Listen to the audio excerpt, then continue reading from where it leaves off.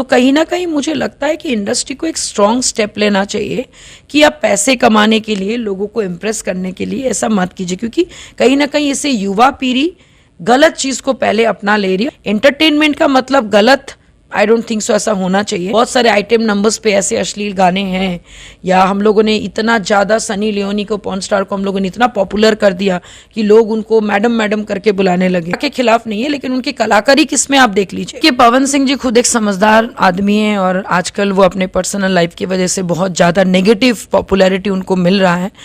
मेरा ये मानना है जो घर की पत्नी का सम्मान नहीं करेंगे उनके लिए हर औरत एक ऑब्जेक्ट ही कहलाएंगे। कि लोग माने महिलाएं, उनके फैन फॉलोइंग्स, लड़कियां कम हो जाएं, तो उनको कहीं ना कहीं इस प्रोपागेंडा को रोकना होगा, और वो वही कर सकते हैं। आप जैसे ये बात बोलना शुरू करेंगे उनको लगता है कि उनका टीआरपी गिर जाएगा। कोई बात नहीं, जिसका आप आता है उसका डाउन भी आता है, लेकिन डाउन के साथ साथ लोगों के लिए आपके मन में सम्मान बढ़ेगा। कि बहुत बड़े बड़े स्टार भोजपुरी के, रवि किशन जी बोलिए, पवन सिंह जी बोलिए, खेसारी लाल बोलिए, या फिर मनोज तिवारी, उनके भी कुछ ऐसे बहुत सारे गाने हैं जो आप सबके साथ बैठ के सुन नहीं सकते।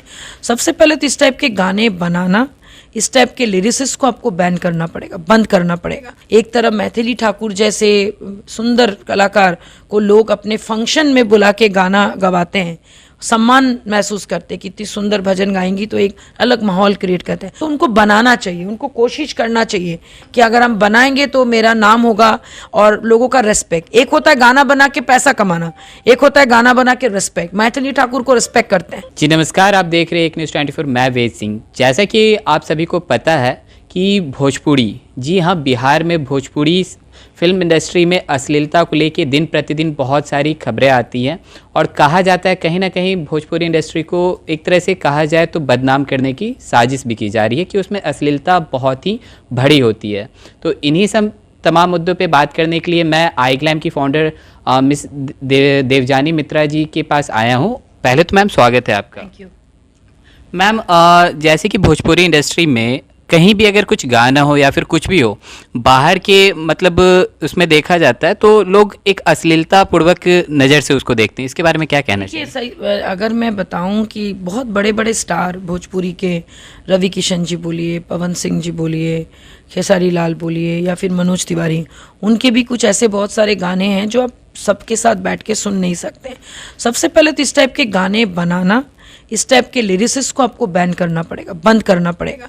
दूसरी बात, आज जहाँ पे क्या कहते हैं आपके कपूरी ठाकुर क्या कहते हैं जी की आज आपके जन्मतिथि आपकी मनाई जा रही है, वहीं पे देखिए आपके एक तरफ भोजपुरी के अश्लील गाने भी बनते हैं, एक तरफ मैथिली ठाकुर जैसे सुंदर कलाकार को लोग अपने फंक्शन में बुला के गाना गवाते हैं, सम्मान महसूस करते हैं कि इतनी सुंदर भजन गाएंगी, तो एक अलग माहौल क्रिएट करते हैं। वहाँ पे भी कुछ लोग आज भी डांसर्स बुला के अश्लील गाने पे सुनते हैं और बहुत गंदी गंदी हरकतें करते हैं। तो कहीं ना कहीं मुझे लगता है कि इंडस्ट्री को एक स्ट्रॉन्ग स्टेप लेना चाहिए कि आप पैसे कमाने के लिए, लोगों को इम्प्रेस करने के लिए ऐसा मत कीजिए, क्योंकि कहीं ना कहीं इससे युवा पीढ़ी गलत चीज़ को पहले अपना ले रही है और सही चीज़ों को, अच्छा ठीक है, वो दिखाती है कि अच्छा ठीक है, सही चीज़ तो ठीक है, लेकिन ये मेरे लिए ज़्यादा एंटरटेनिंग है। एंटरटेनमेंट का मतलब गलत, आई डोंट थिंक सो ऐसा होना चाहिए। और कुछ ना कुछ सिर्फ भोजपुरी नहीं, इवन बॉलीवुड इंडस्ट्री में भी बहुत सारे आइटम नंबर्स पे ऐसे अश्लील गाने हैं, या हम लोगों ने इतना ज़्यादा सनी लियोनी को, पॉर्न स्टार को हम लोगों ने इतना पॉपुलर कर दिया कि लोग उनको मैडम मैडम करके बुलाने लगे, जब एक समय था कि लोग उनका नाम भी नहीं जानते थे।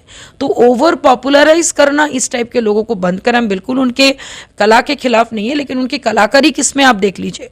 तो इन सारी चीज़ों को देखते हुए तो यही लगता है कि लोगों को समझना पड़ेगा कि अगर ये गाने आप अपने फैमिली के साथ बैठ के सुन पा रहे हैं तो उस गाने को आप तवज्जो दीजिए। अगर उस गाने को अगर आप पिताजी रूम में आते साथ ही या आपकी सिस्टर रूम में आते साथ ही आप उसको बंद कर दे रहे हैं, तो समझ लीजिए वो सुनने लायक नहीं है।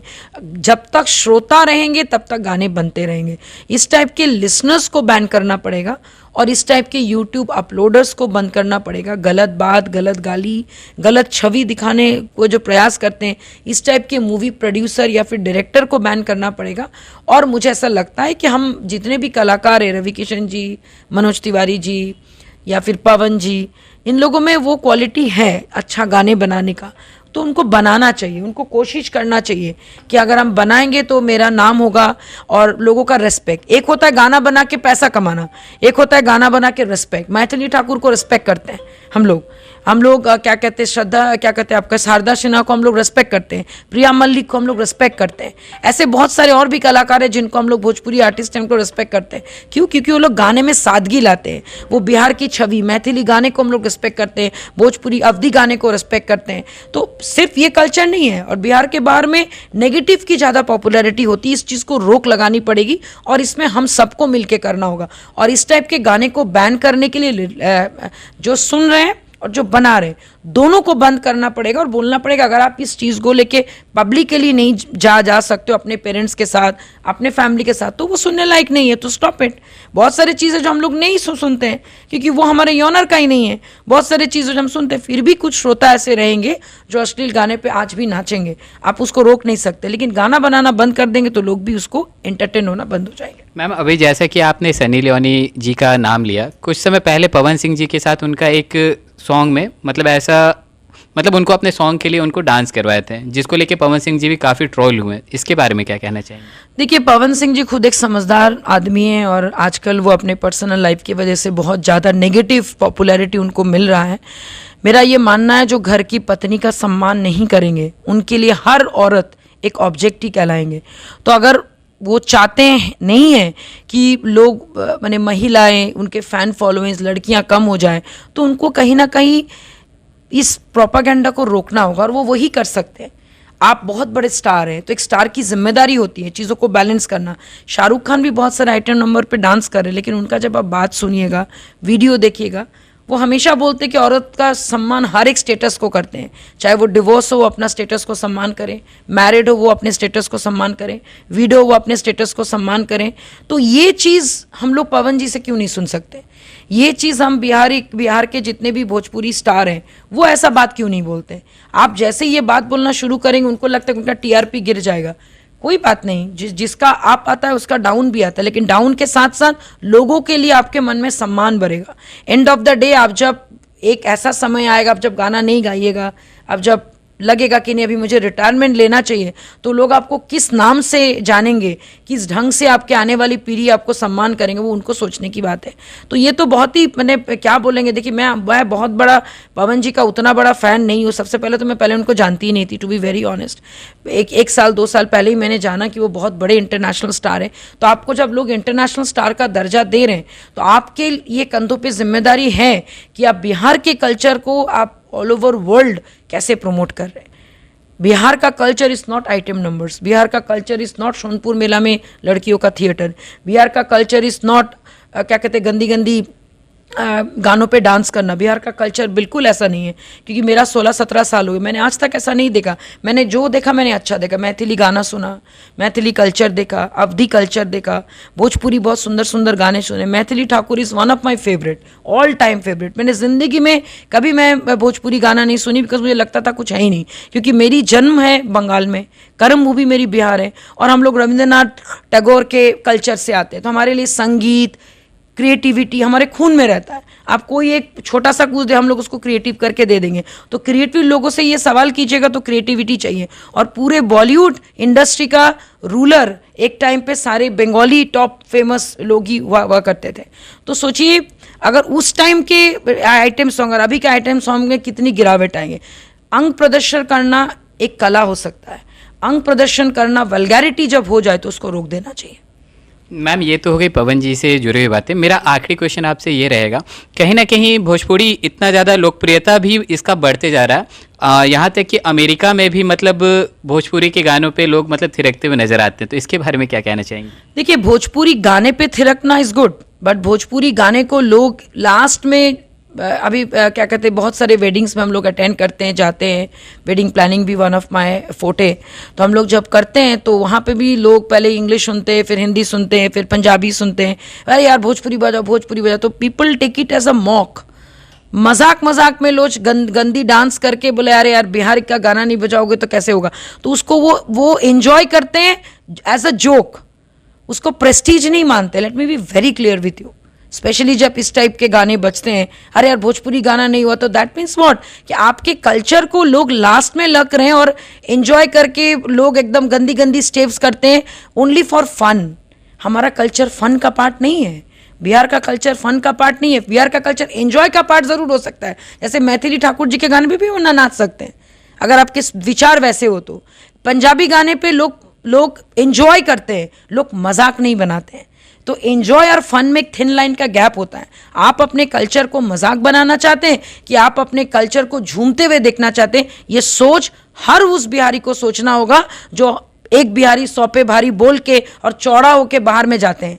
हम भाई एक बिहारी सौ पे भारी बोलना ही नहीं पड़े, लोग आपको ऐसे ही सम्मान करें, उस सम्मान के लिए आपको काम भी वैसे ही करने पड़ेंगे।